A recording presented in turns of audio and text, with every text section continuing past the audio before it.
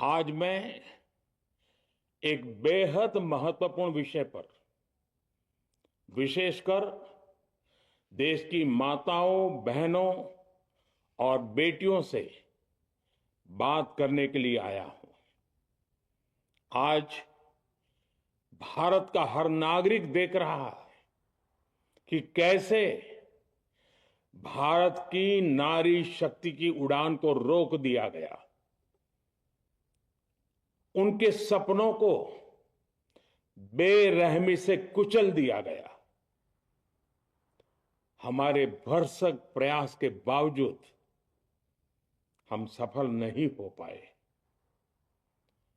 नारी शक्ति वंदन अधिनियम में संशोधन नहीं हो पाया और मैं इसके लिए सभी माताओं, बहनों, उनसे मैं क्षमा प्रार्थी हूं। साथियों, हमारे लिए देश हित सर्वोपरि है, लेकिन जब कुछ लोगों के लिए दल हित सब कुछ हो जाता है, दल हित देश हित से बड़ा हो जाता है, तो नारी शक्ति को, देश हित को इसका खामियाजा उठाना पड़ता है। इस बार भी यही हुआ है। कांग्रेस, डीएमके, टीएमसी और समाजवादी पार्टी जैसे दलों की स्वार्थी राजनीति का नुकसान देश की नारी शक्ति को उठाना पड़ा है। साथियों, कल देश की करोड़ों महिलाओं की नजर संसद पर थी। देश की नारी शक्ति देख रही थी। मुझे भी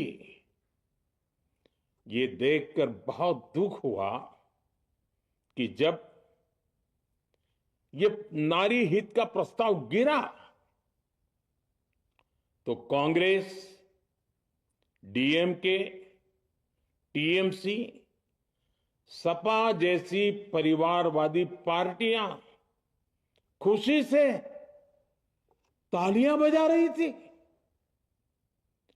महिलाओं से उनके अधिकार छीनकर ये लोग मेजें थपथपा रहे थे। उन्होंने जो किया वो केवल टेबल पर थाप नहीं थी, वो नारी के स्वाभिमान पर, उसके आत्मसम्मान पर चोट थी। और नारी सब भूल जाती है, अपना अपमान कभी नहीं भूलती। इसलिए संसद में कांग्रेस और उसके सहयोगियों के उन सबके व्यवहार की कसक हर नारी के मन में हमेशा रहेगी। देश की नारी जब भी अपने क्षेत्र में इन नेताओं को देखेगी तो वो याद करेगी कि इन्हीं लोगों ने संसद में महिला आरक्षण को रोकने का जश्न मनाया था, खुशियां मनाई थी। कल संसद में नारी शक्ति वंदन संशोधन का जिन दलों ने विरोध किया है, उनसे मैं दो टूक कहूंगा। ये लोग नारी शक्ति को फॉर ग्रांटेड ले रहे हैं। वो ये भूल रहे हैं कि 21वीं सदी की नारी देश की हर घटना पर नजर रख रही है। वो उनकी मंशा भांप रही है और सच्चाई भी भली भांति जान चुकी है। इसलिए महिला आरक्षण विरोध करके जो पाप विपक्ष ने किया है, इसकी उन्हें सजा जरूर मिलेगी। इन दलों ने संविधान निर्माताओं की भावनाओं का भी अपमान किया है और जनता द्वारा इसकी सजा से भी वो बच नहीं पाएंगे। साथियों, सदन में नारी शक्ति वंदन संशोधन किसी से भी कुछ छीनने का नहीं था। नारी शक्ति वंदन संशोधन हर किसी को कुछ न कुछ देने का था, देने के लिए संशोधन का था। ये 40 साल से लटके हुए नारी के हक को 2029 के अगले लोकसभा चुनाव से उसका हक देने का संशोधन था। नारी शक्ति वंदन संशोधन 21वीं सदी के भारत की नारी को नए अवसर देने, नई उड़ान देने, उसके सामने से बाधाएं हटाने का महायज्ञ था। देश की 50% यानी आधी आबादी को उसका अधिकार देने का साफ नियत के साथ, ईमानदारी के साथ किया गया एक पवित्र प्रयास था। नारी को भारत की विकास यात्रा में सहयात्री बनाने और सबको जोड़ने का प्रयास था। नारी शक्ति वंदन संशोधन समय की मांग है। नारी शक्ति वंदन संशोधन उत्तर, दक्षिण, पूर्व, पश्चिम सभी राज्यों की, हर राज्य की शक्ति में समान वृद्धि का प्रयास था। ये संसद में सभी राज्यों की आवाज को अधिक शक्ति देने का प्रयास था। राज्य छोटा हो, राज्य बड़ा हो, राज्य की आबादी कम हो या राज्य की आबादी ज्यादा हो, सबकी समान अनुपात में शक्ति बढ़ाने की कोशिश थी।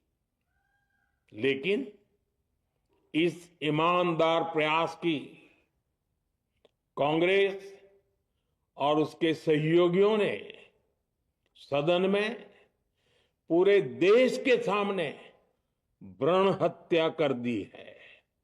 भ्रूण हत्या कर दी है। ये Congress, TMC, Samajwadi party, DMK जैसे दल इस भ्रूण हत्या के गुनहगार हैं। ये देश के संविधान के अपराधी हैं। ये देश की नारी शक्ति के अपराधी हैं। साथियों, कांग्रेस महिला आरक्षण के विषय से ही नफरत करती है। उसने हमेशा से ही महिला आरक्षण को रोकने के लिए षड्यंत्र किए हैं। इस दिशा में पहले जितनी बार भी प्रयास हुए, हर बार कांग्रेस ने इसमें रोड़े अटकाए हैं। इस बार भी कांग्रेस और उसके साथियों ने महिला आरक्षण को रोकने के लिए एक के बाद एक नए झूठ का सहारा लिया। कभी संख्या को लेकर, कभी किसी और तरीके से कांग्रेस और उसके साथियों ने देश को गुमराह करने की कोशिश की। ऐसा करके इन दलों ने भारत की नारी शक्ति के सामने अपना असली चेहरा सामने ला दिया है, अपना मुखौटा उतार दिया है। साथियों, मुझे व्यक्तिगत तौर पर आशा थी कि कांग्रेस अपनी दशकों पुरानी गलती सुधारेगी। कांग्रेस अपने पापों का प्रायश्चित करेगी। लेकिन कांग्रेस ने इतिहास रचने का, महिलाओं के पक्ष में खड़े होने का अवसर खो दिया। कांग्रेस खुद देश के अधिकांश हिस्सों में अपना वजूद खो चुकी है। कांग्रेस परजीवी की तरह क्षेत्रीय दलों की पीठ पर सवार होकर खुद को जिंदा रखे हुए है। लेकिन कांग्रेस ये भी नहीं चाहती कि क्षेत्रीय दलों की ताकत बढ़े। इसलिए कांग्रेस ने इस संशोधन का विरोध करवाकर अनेक क्षेत्रीय दलों के भविष्य को अंधकार में धकेलने का राजनीतिक षड्यंत्र किया है। साथियों, Congress, Samajwadi party, DMK, TMC और दूसरी पार्टियां इतने वर्षों से हर बार वही बहाने, वही कुतर्क गढ़ते आए हैं, बनाते आए हैं। कोई न कोई टेक्निकल पेंच फंसाकर ये महिलाओं के अधिकारों पर डाका डालते रहे हैं। देश राजनीति का ये भद्दा पैटर्न बराबर समझ चुका है और उसके पीछे की वजह भी जान चुका है। भाइयों बहनों, नारी शक्ति वंदन अधिनियम के विरोध की एक बड़ी वजह है इन परिवारवादी पार्टियों का डर। इन्हें डर है अगर महिलाएं सशक्त हो गई तो इन परिवारवादी पार्टियों का नेतृत्व खतरे में पड़ जाएगा। ये कभी नहीं चाहेंगे कि उनके परिवार के बाहर की महिलाएं आगे बढ़े। आज पंचायतों में, लोकल बॉडीज में जिन हजारों लाखों महिलाओं ने अपनी क्षमता को साबित किया है, जब आगे बढ़कर लोकसभा और विधानसभाओं में आना चाहती हैं, देश की सेवा करना चाहती हैं, परिवारवादियों के भीतर उनसे असुरक्षा की भावना बैठी हुई है। परिसीमन के बाद महिलाओं के लिए कहीं ज्यादा सीटें होगी, महिलाओं का कद बढ़ेगा। इसलिए इन लोगों ने नारी शक्ति वंदन संशोधन का विरोध किया है। देश की नारी शक्ति कांग्रेस और उसके सहयोगियों को इस पाप के लिए कभी माफ नहीं करेगी। मेरे प्रिय देशवासियों, कांग्रेस और उसके साथी दल डिलिमिटेशन पर लगातार झूठ बोल रहे हैं। ये इस बहाने विभाजन की आग को सुलगाना चाहते हैं, क्योंकि बांटो और राज करो, कांग्रेस ये पॉलिटिक्स अंग्रेजों से विरासत में सीख कर आई है और कांग्रेस आज भी उसी के सहारे चल रही है। कांग्रेस ने हमेशा देश में दरार पैदा करने वाली भावनाओं को हवा दी है। इसलिए ये झूठ फैलाया गया कि डीलिमिटेशन यानी परिसीमन से कुछ राज्यों को नुकसान होगा, जबकि सरकार ने पहले दिन से स्पष्ट किया है कि न किसी राज्य की भागीदारी का अनुपात बदलेगा,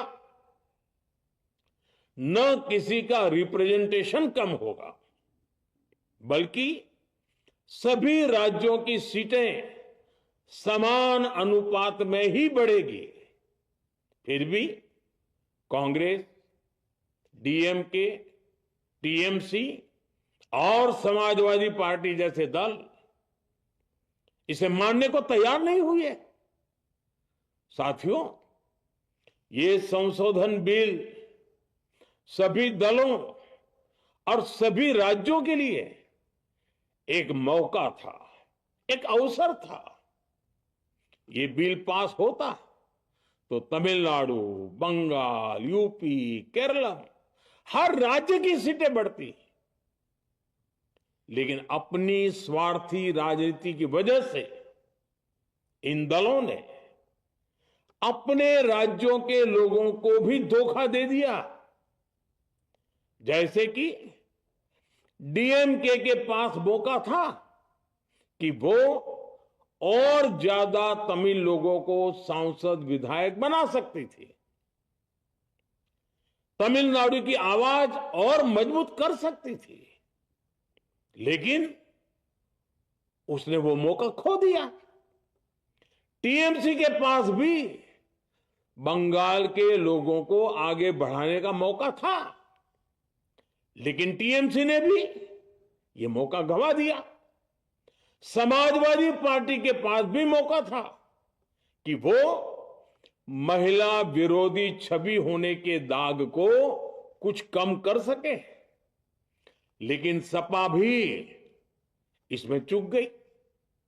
समाजवादी पार्टी लोहिया जी को तो पहले ही भूल चुकी है।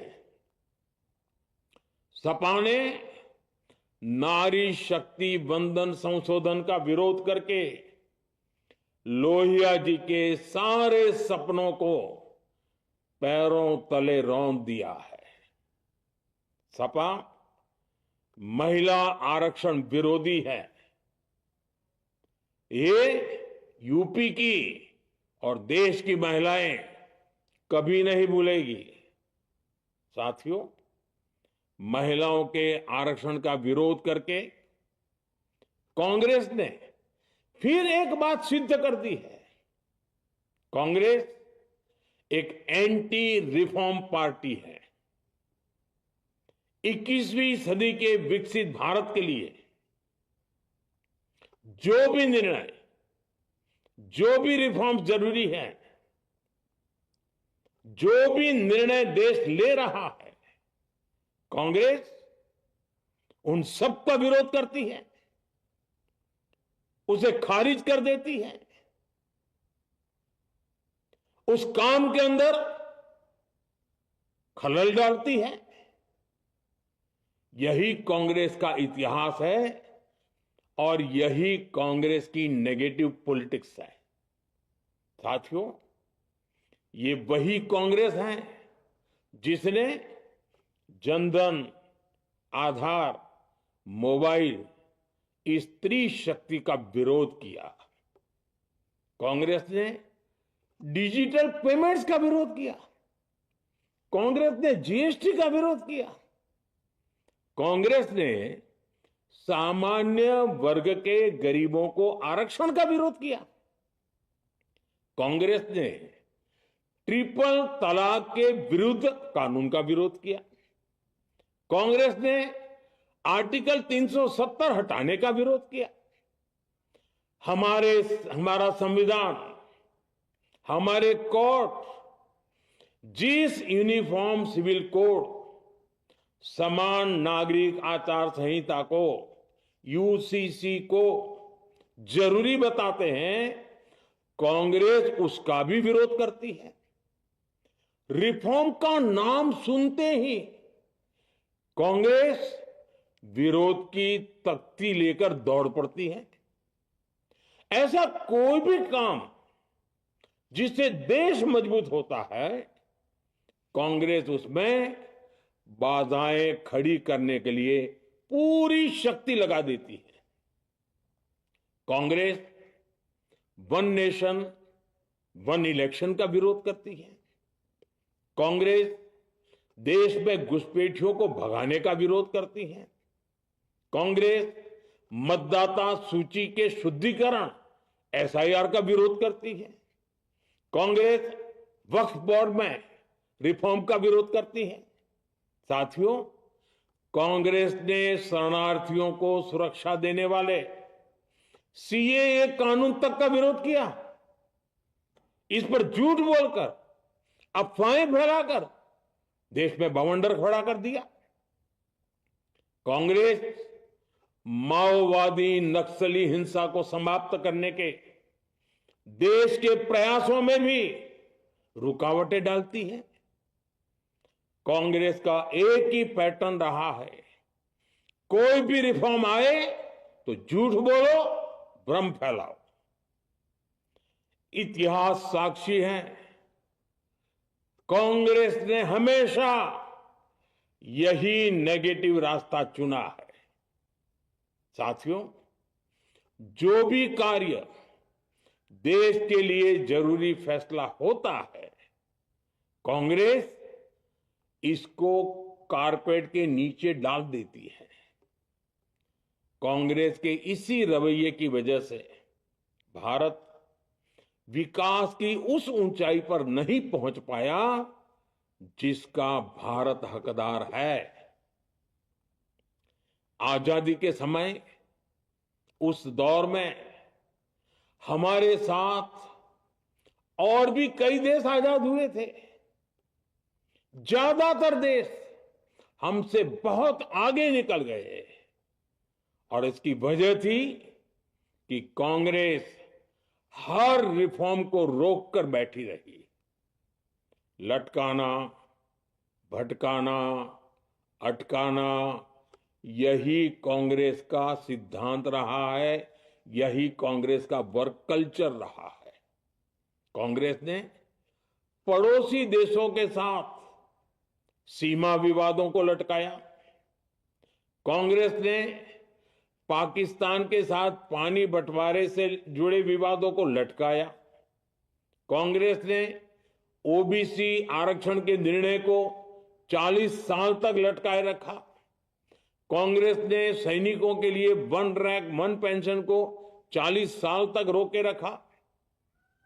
साथियों, कांग्रेस के इस रवैये ने हमेशा देश का बहुत बड़ा नुकसान किया है।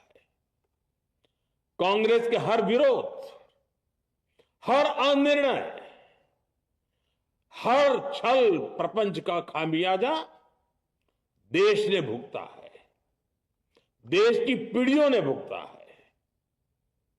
आज देश के सामने जितनी भी बड़ी चुनौतियां हैं, वो कांग्रेस के इसी रवैये से उपजी हुई है। इसलिए ये लड़ाई सिर्फ एक कानून की नहीं है, ये लड़ाई कांग्रेस की उस एंटी रिफॉर्म मानसिकता के साथ है जिसमें सिर्फ नेगेटिविटी है, नकारात्मकता है। और मुझे इसमें कोई संदेह नहीं है कि देश की सभी बहनें बेटियां कांग्रेस की इस मानसिकता को करारा जवाब दे के रहेगी।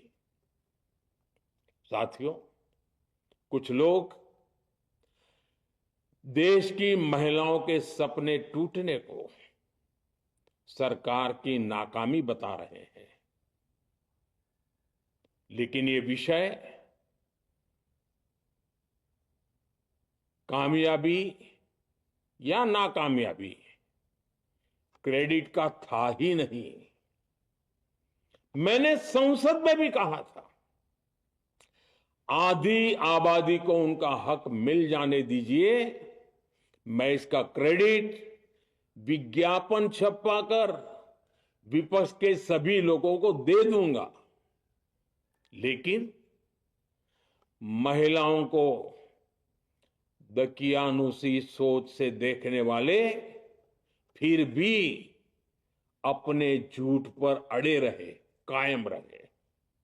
साथियों, नारी शक्ति को भागीदारी दिलाने की लड़ाई दशकों से चल रही है।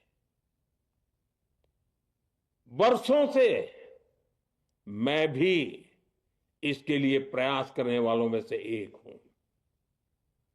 कितनी ही महिलाएं ये विषय मेरे सामने उठाती रही हैं।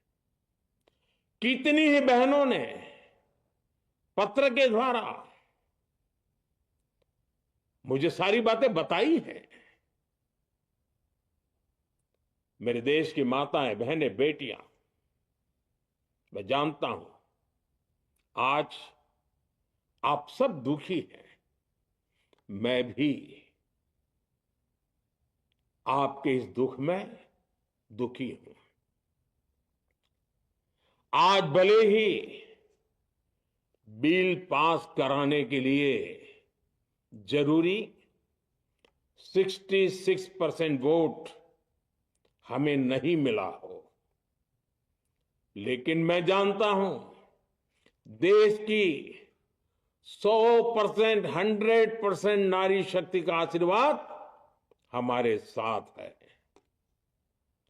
मैं देश की हर नारी को विश्वास दिलाता हूं, हम महिला आरक्षण के रास्ते में आने वाले हर रुकावट को खत्म करके रहेंगे, हटा करके रहेंगे। हमारा हौसला भी बुलंद है, हमारी हिम्मत भी अटूट है और हमारा इरादा भी अड़िग है।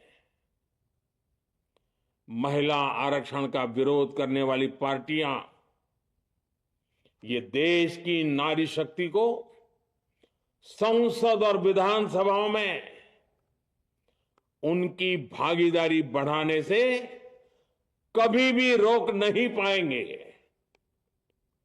सिर्फ वक्त का इंतजार है। नारी शक्ति के सशक्तिकरण का बीजेपी एनडीए का संकल्प अक्षुण्ण है। कल हमारे पास संख्या बल नहीं था, लेकिन इसका मतलब ये नहीं है कि हम हार गए। हमारा आत्मबल अजेय है। हमारा प्रयास रुकेगा नहीं, हमारा प्रयास थमेगा नहीं। हमारे पास आगे अभी और मौके आएंगे। हमें आधी आबादी के सपनों के लिए, देश के भविष्य के लिए इस संकल्प को पूरा करना ही है। आप सबका बहुत बहुत धन्यवाद।